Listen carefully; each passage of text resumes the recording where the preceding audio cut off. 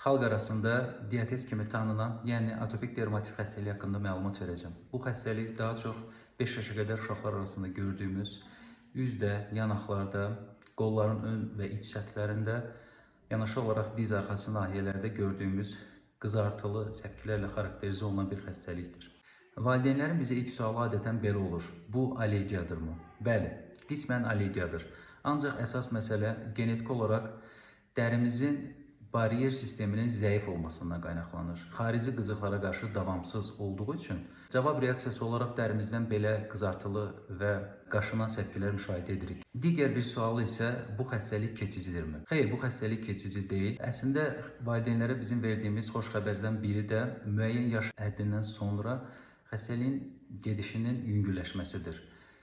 Və bu yaş həddinə qədər uşaqlarımıza düzgün qulluq qaydaları haqqında maarifləndirmə çox önəmli rol oynayır. Ancaq düzgün qulluq olunmazsa, xəstəlik çox tez-tez təkrarlaya bilər. İndi isə sizə evdə bu dəri tipi olan uşaqlarımıza necə qulluq etmək lazımdır, onun haqqında qısa məlumat verəcəm.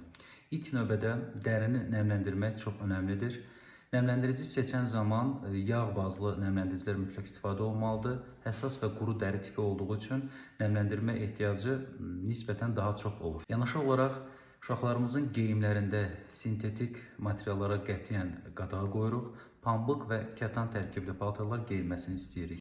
Uşaqlarımızı çimizdirən zaman onların dəri tipinə uyğun xüsusi duş gellərindən istifadə etməliyik mütləq və istifadə etdiyimiz suyun istiliyi bədən temperaturuna yaxın olmalıdır. Çox qaynar sudan istifadə etmək olmaz. Duş qəbulu maksimum 10 dəqiqə olmalıdır. Bu müddəti keçdikdə dərinin qoruyucu qatı baryeri zəiflədiyi üçün artıq xarici qızıqlara qarşı toleransı zəif olur, davamsız olur. Duş gelinin istifadəsi zamanı xüsusi bir qayda var.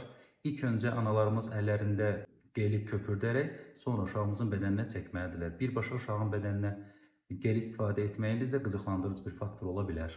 Bütün yuyucu vasitələrin uşaqlarımızın seçdiyimiz zaman mütləq parfümsüz yuyucu vasitələrdən istifadə etmək lazımdır. Otaq havası çox quru olmamalıdır.